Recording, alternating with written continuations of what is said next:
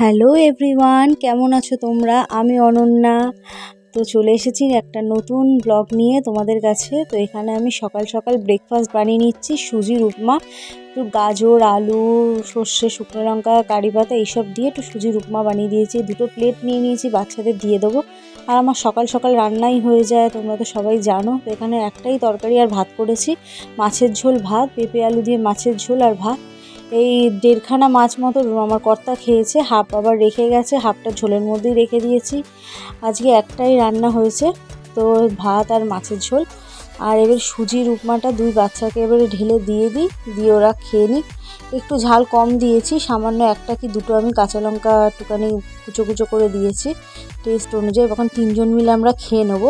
তো বাচ্চাদের দুজনকে দিয়ে আমরা দুজন খেয়ে নেবো। চলে গেল। আর এই ছোটোটাকে অনেক কষ্ট করে সুজিটা খাইয়েছি, কারণ সুজিতে একটুখানি অ্যালার্জি মানে কি খাবো না, এই করবো না, এরকম এমনি শারীরিক কিছু অ্যালার্জি না। বাবা কাশিও হয়েছে। দেখ, এমনি বড়ো ছেলেটা আমার এমনি সকালবেলা যখন স্কুল চালু হয়েছে তখন ভাত খেয়েই যায়, যেহেতু প্রজেক্টটা জমা দিয়ে চলে আসবে 12টা-1টার মধ্যে।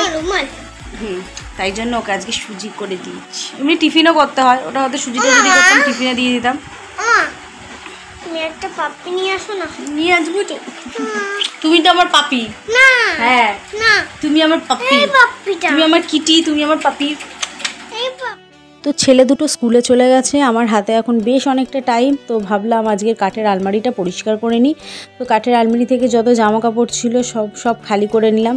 খালি করে এগুলোকে মানে সাদা সাদা হয়ে গেছে, ভালো করে কিছু একটা স্প্রে করে পরিষ্কার করে তারপরে রাখতে হবে কিছু একটা কাপড় পেপার কিছু পেতে। তো দেখো শাড়ি জামা কাপড় যা ছিল সব খাটের উপর রেখেছি। আর এখানে যেন মনে হচ্ছে যেন হোলসেল মার্কেট বসেছে, মানে শাড়ির মার্কেট আর কি। তো আমি যা হোক করে তাড়াতাড়ি করে গুছিয়ে গাছিয়ে নেবো, কারণ ওদের আসার সময় হয়ে গেছে স্কুল থেকে। তো এদিকে গুছিয়ে গাছিয়ে নিয়ে নিয়েছি। দেখো মানে আমার বর আর 2 ছেলের যা জামা কাপড় তার থেকে দ্বিগুণ বেশি আমার হলো শাড়ি জামা কাপড়। তাও আমাদের মেয়েদের কিছুই নেই, কোনটা পরবো তার নেই ঠিক। তো দেখো এবারে মানে দুপুরবেলা একটুখানি ওর বাবা আসার সময়, দুপুরবেলায় তাড়াতাড়ি কাছ থেকে চলে এসে গেছে, আসার সময় একটু দই নিয়ে এসেছিলো, টক দই। তা বললো সবাইকে একটু টক দই ঠান্ডা ঠান্ডা ঘোল করে দাও। তো আমি ঘোল করে দিলাম, সবাই খেলো। আর বিকেলবেলা তেমন কিছু না, দুজনকে দুটো মানে ওই জেলি জ্যাম পাউরুটি দিয়ে দিয়েছিলাম, আর বিস্কিট নিয়ে নিয়েছিলাম। আমরা লিকার চা, টোস্ট বিস্কুট আর লিকার চা খাওয়া যাক, আর রাত্রেবেলা একটুখানি রিচ কিছু খাওয়া হবে, ওই কারণেই বিকেলটা হালকা ফুলকা রেখেছি। তো দেখো আমি দুপুরবেলা কাবলি ছোলা ভিজিয়ে দিয়েছিলাম, বা কাবলি চানা তোমরা যেটাই বলো। তো এই কাবলি চানাটা বেশ কি সুন্দর বড় বড় একদম ফুলে গেছে। তো এই কাবলি চানার হবে তরকারি। আর দুপুরবেলায় খাওয়ার পরেই একটু ময়দা মেখে রেখে দিয়েছিলাম ইস্ট দিয়ে। দেখো কত সফট হয়েছে, নান রুটি বানাবো।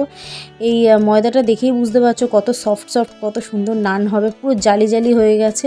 আর অনেকটা টাইম থাকলে না, টাইম করে যদি একটু হাতে টাইম রেখে যদি নান রুটিটা মেখে রাখা যায় না, এরকম জালি জালি ফুলে ওঠে। মানে 500 ময়দা যেরকম মাখলে হয়, সেটা 1 কিলো মাখলে যেরকম 1.5 কিলো মাখলে হয় সেরকম হয়ে যায় ফুলে। তো দেখো কাবলি চানাটা একদম ঝাল লাল লাল করে নিয়েছি, কাস্তুরি মেথি টেথি দিয়ে, আলু দিয়ে একটু ঝোল মতোই রেখেছি। ঝোল দিয়ে একটু চুবিয়ে খেলে বেশি ভালো লাগে। তো আর বেশি ঘন করার দরকার নেই। তো একদম লাল ঝাল তোমরা কালারটা দেখেই বুঝতে পারছো কতটা স্পাইসি হয়েছে। তো আমাদের তো একটু ঝাল আমাদের তরকারি একটু ঝালই হয়। আর এদিকে দেখো নান রুটি আমি করেই নিয়েছি, দেখো কি সুন্দর দেখতে পাচ্ছ। কিন্তু খুব যে মোটা ডো কিন্তু সেটা না, পাতলাই, বাট কি সুন্দর ফুলে গেছে। আর তার ওপর থেকে একটু ধনে পাতা আর একটু বাটার, মানে গার্লিক আর বাটার একটুখানি ব্রাশ করে নিয়েছি ওপরে। তো গার্লিক বাটার নান আমার হয়ে গেছে। এই যে কাবলি চানা নিয়ে নিয়েছি, আর রুটি নিয়ে নিয়েছি, নান রুটি। তো এটাকে এবার খাওয়া যাক। আর বন্ধুরা, তোমরা কে কোথায় থেকে দেখছো ভিডিওটা প্লিজ একটু কমেন্টে জানিও। আর আমার ভিডিওটা কেমন লাগলো তোমরা অবশ্যই জানিও। আর যারা আমার ফেসবুক থেকে দেখছো তারা প্লিজ আমার চ্যানেলটাকে একটু ফলো করে দিও। যারা ইউটিউব থেকে দেখছো তারা প্লিজ একটু সাবস্ক্রাইব করে আমার পাশে থেকো। আমি অনেক দিন ধরে চেষ্টা করছি এগিয়ে যাওয়ার, কিন্তু আমি সাপোর্ট পাচ্ছি না ঠিক মতো। সবার ভিডিও ভাইরাল হয়, সবার সব কিছু হয়, কিন্তু আমার হয় না কেন ভগবান জানে। যা আজ কবে হবে, আজ 2 বছর ধরে, প্রায় 2 বছর 2.5 বছর ধরে এই চলছে।